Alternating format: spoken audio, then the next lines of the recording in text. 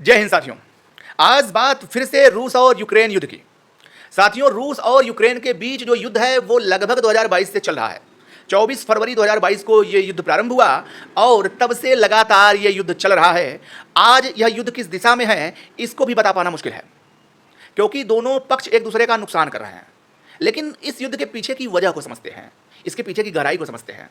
जब हम इसकी गहराई में जाते हैं और समझने की कोशिश करते हैं तो हमको ये पता चलता है कि ये युद्ध 2022 में नहीं शुरू हुआ, बल्कि 2014 में शुरू हुआ। जी हाँ, यूक्रेन का दक्षिणी हिस्सा जो क्रीमिया कहलाता है, जो कि ब्लैक सी में अवस्थित है, उस पर रूस ने 2014 में हमला करके कब्जा कर लिया। हालांकि रूस का वो अटैक और उसके पीछे की वजह बहुत बड़ी है, इस पर चर्चा करेंगे। लेकिन इसी कब्जे के बाद रूस और यूक्रेन के बीच तनातनी बन गई थी। हालांकि कोई फुल स्केल वॉर नहीं था। फुल स्केल वॉर शुरू होता है 24 फरवरी 2022 से, जो अभी तक चल रहा है। ये युद्ध किस दिशा में जाएगा ये कह पाना बड़ा ही मुश्किल है, क्योंकि कोई भी पक्ष पीछे हटने को तैयार नहीं है। चलिए करते हैं बढ़िया से शुरुआत और इस चीज को बारीकी से समझने की कोशिश करते हैं। सबसे पहला सवाल कि रूस ने क्रीमिया को क्यों जीता और क्यों अपने में मिलाया, ये सवाल आ सकता है। और आपके दिमाग में भी ये बात आ सकती है कि क्रीमिया को आखिरकार रूस ने जीता क्यों। साथियों, क्रीमिया ब्लैक सी में स्थित एक पेनिनसुला है।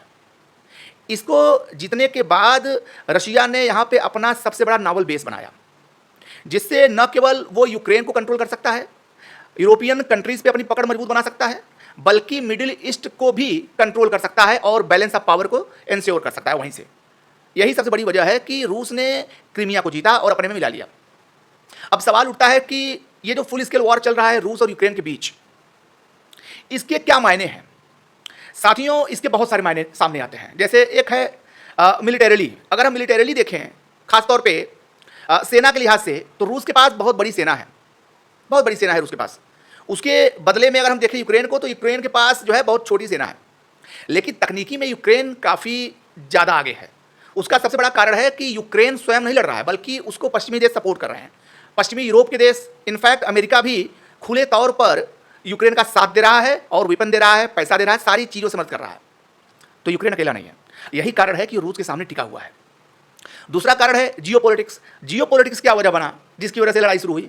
रूस चाहता है कि यूक्रेन नाटो का हिस्सा न बने और पश्चिमी देश यूक्रेन का सपोर्ट करना बंद करें। यह रूस चाहता है। यह बहुत बड़ा कारण है। और तीसरा कारण है इकोनॉमिक रीजन। जो इकोनॉमिक रीजन है सबसे खास कारण है, क्योंकि इस युद्ध के बाद से ही रूस के ऊपर इकोनॉमिक सैंक्शन लग गए। हालांकि रूस ने अपने रक्षा उत्पाद को बढ़ाना बंद नहीं किया, लेकिन सैंक्शन से रूस में काफ़ी ज़्यादा नुकसान देखने को मिल रहा है और 2026 से काफ़ी नुकसान ये परिलक्षित हो रहा है। रूस फील कर रहा है इस नुकसान को। अब इस मोड़ पे दो तीन बातें हमको समझनी पड़ेंगी कि नुकसान किसका इस युद्ध में हुआ ज़्यादा, किसका कम हुआ, इस पर चर्चा कर लेते हैं। साथियों, ये दोनों देश जो है ना, ये बहुत ही समझ लीजिए दमदारी के साथ लड़ रहे हैं। पहले ये युद्ध जो था ये कन्वेंशनल टाइप का युद्ध था, पारंपरिक हथियारों से लड़ाई लड़ रहे थे ये लोग। लेकिन बाद में 2024 के बाद से अगर हम देखें तो ये लड़ाई जो है अब ये ड्रोन तकनीकी पे आ गई है लड़ाई। यूक्रेन ड्रोन तकनीकी का इस्तेमाल इतना जबरदस्त तरीके से कर रहा है कि रूस के अंदर तक मार कर रहा है, रूस को काफ़ी नुकसान पहुंचाया है। तो ये वारफेयर जो है ना, अब ये ड्रोन तकनीकी के ऊपर चला गया है। दूसरी बात ये कि अब इसके क्या मायने हैं। मायना इन द सेंस नुकसान किसका कितना हुआ, कौन ज़्यादा नुकसान झेला, कौन कम नुकसान झेला, किसको कह सकते हैं कि जीत रहा है, किसको हार रहा है, ये सवाल आ सकता है। इस पर चर्चा कर लेते हैं। साथियों, रूस के अगर नुकसान की बात करें तो रूस में टोटल जो सैनिक मरे हैं रूस की तरफ से वो हैं लगभग 3 लाख सैनिक, 2.5 लाख से 3 लाख के आसपास। वहीं यूक्रेन के सैनिकों की बात करें तो वहाँ पर भी लगभग 1.5 लाख सैनिक मरे जा चुके हैं।